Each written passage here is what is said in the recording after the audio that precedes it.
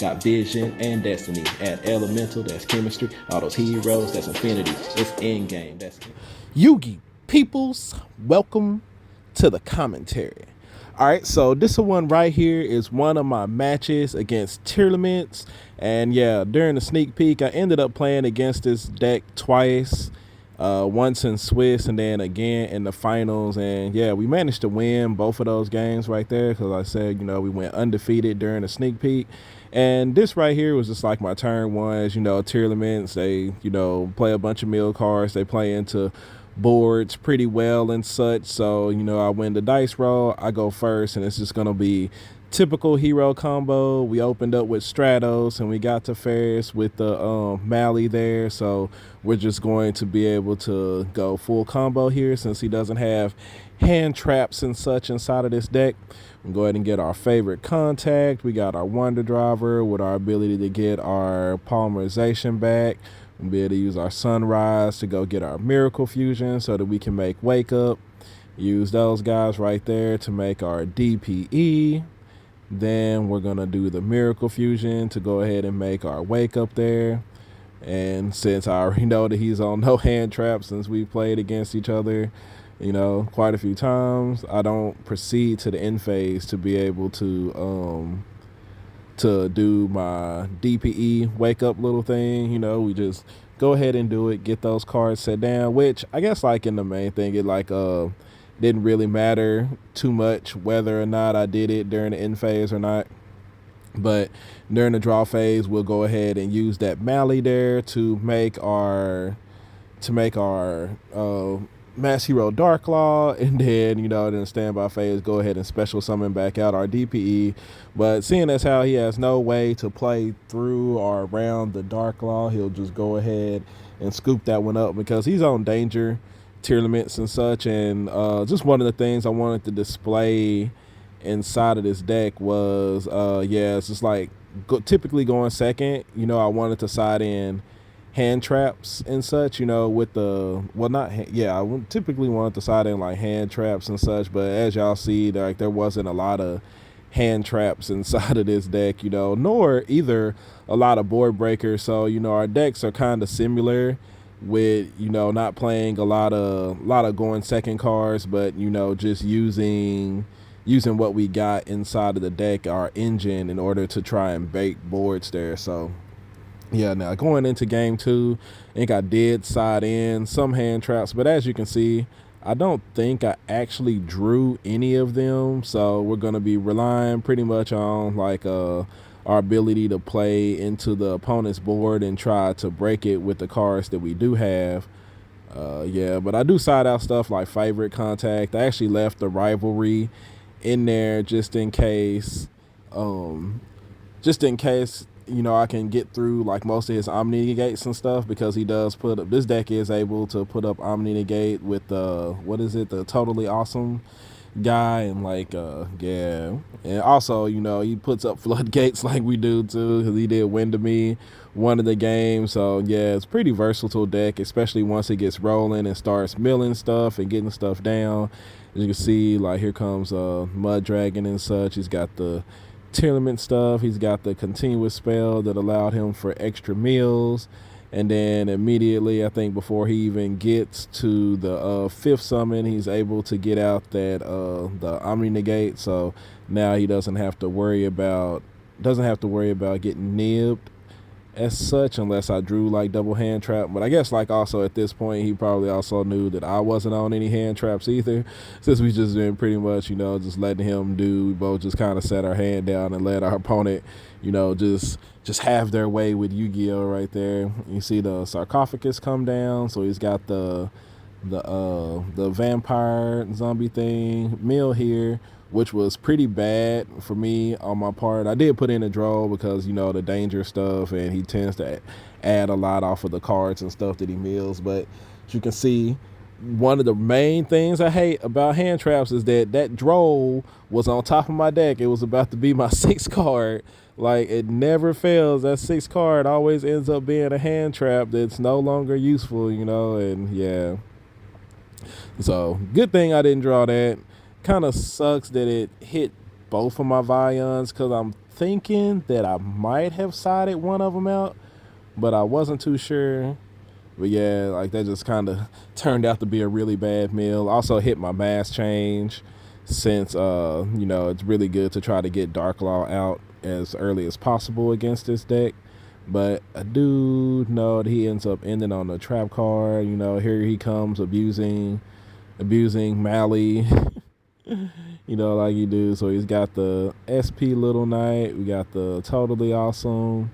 Yeah, and he's still doing things here. I do believe he does Beatrice, which will allow him to also make tier limit plays on my turn, and, you know, dump stuff that, you know, that he finds useful against my deck and such. And I do believe like he'll have the ability to search out the trap card that is like an imperm.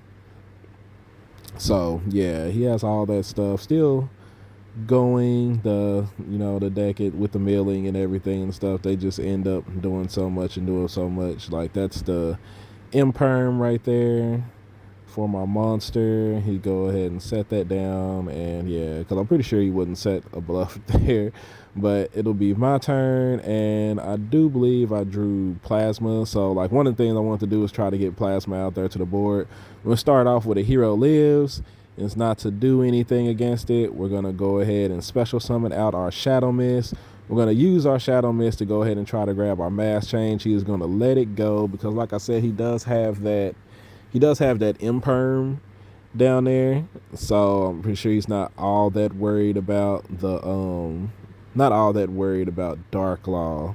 But I go to try to activate Ferris's effect. He's going to use the Toad, return one of his Aqua monsters back to his hand. So now I'm going to try and figure out a route that I could take to possibly force out the, you know, the Tearlaments imperm. But as I go to activate Mally's effect, he's going to go ahead and activate SP Little Knight's effect to, you know, banish both of them, to banish two monsters on the board. And he targeted, you know, Little Knight and then my Shadow Mist. So I'm forced to activate my mass change early there to go ahead and get my Dark Law out there on the board, just because I didn't want to lose that extra body, because then I'm just pretty much stuck with Mally out there on the board.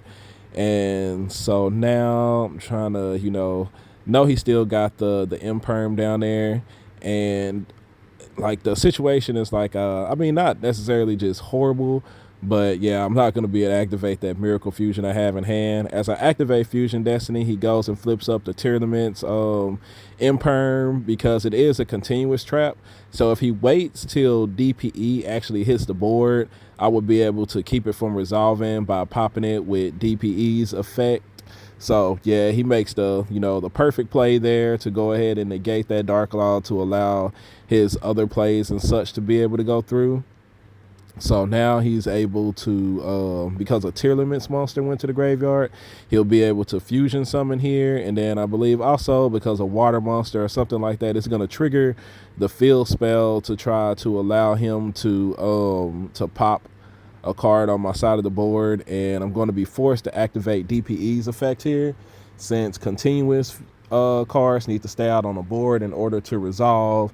So I'm going to go ahead and use DPE's effect to go ahead and pop the Mally and to pop the field spell to try to keep my stuff out there on the board, because I need a monster strong enough to take out that window whose attack is getting increased by the field spell also right now. So go ahead and take that out.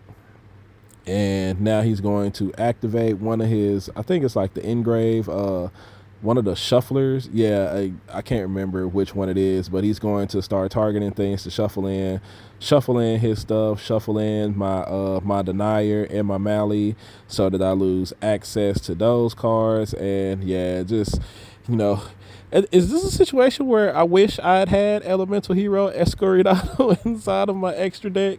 Like, did switching them out for Trinity actually like make a difference here? Like, it's possible. It feels like it's possible that could actually like made a difference. But yeah, he's going to be able to, you know, do more Tearlament stuff here, and that's going to allow him to bring out this what was it? What was that monster?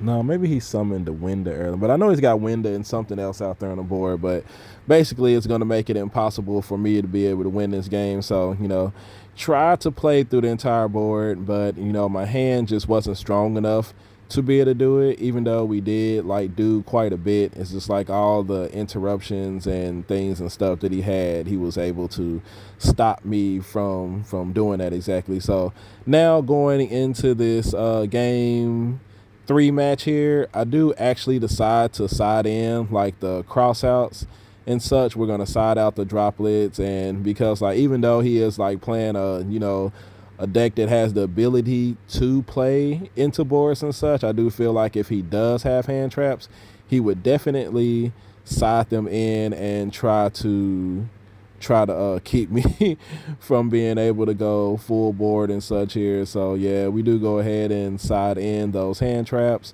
side in those crossouts to try and keep him from just hitting me with them and stuff. And we also could use the hand traps to stop his milling effects and doing such if we're not able to go full combo and get Dark Law out there on the board and such.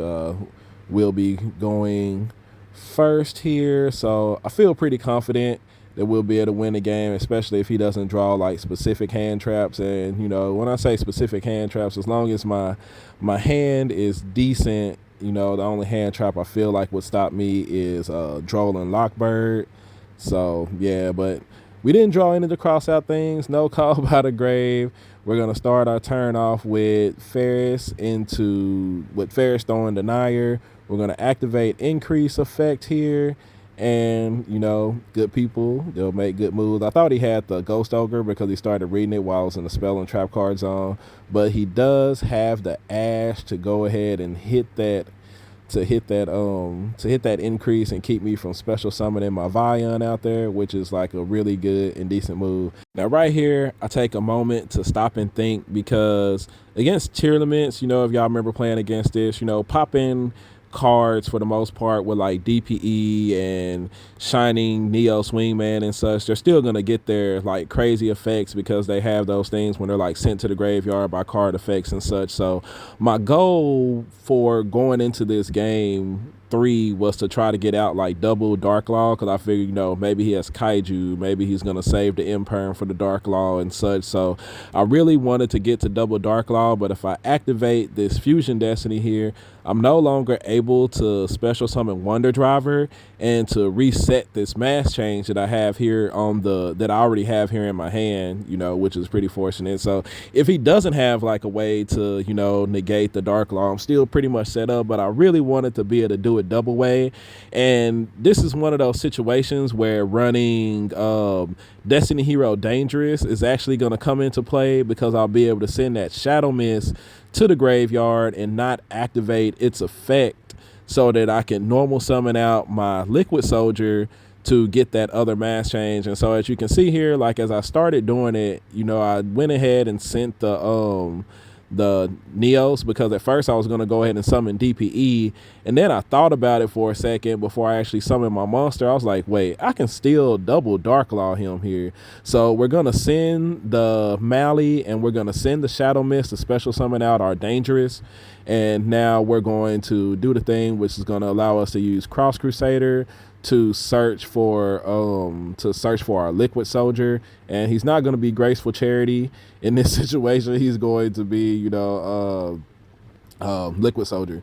So we're going to go ahead and start doing Cross Crusader play. We're going to grab our Liquid Soldier here. We are going to normal summon the Liquid Soldier to special summon out our Shadow Mist. And yeah, it's wait, Liquid Soldier has another effect? Yes, he does. So we go ahead and grab that second mass change there. And yeah, so we're set pretty good. I think we go ahead and link off the Cross Crusader and the Liquid Soldier here, and we're going to go ahead and grab that Vanilla Neos just in case, I need, I can do something with it involving this favorite contact. And yeah, so during the draw phase, we're going to go ahead and use Shadow Mist effect there, special summon out, use our mass chain there, use to special summon out our Dark Law, And yeah, we have that second mass change set, and so even if he did have a way to out the first one, he knows that we actually have access to a second one as well. So yeah, we're able to win that match there pretty easily. Dark Law is still one of those one of those cards that you can just win games by itself. So yeah, appreciate everybody for staying a while to listen, and I will catch y'all on the next video. My wingman, he come through, he level up, he go cool, he shining out and popping too over 9K. That's a breakthrough. We on top now. Here's a look at all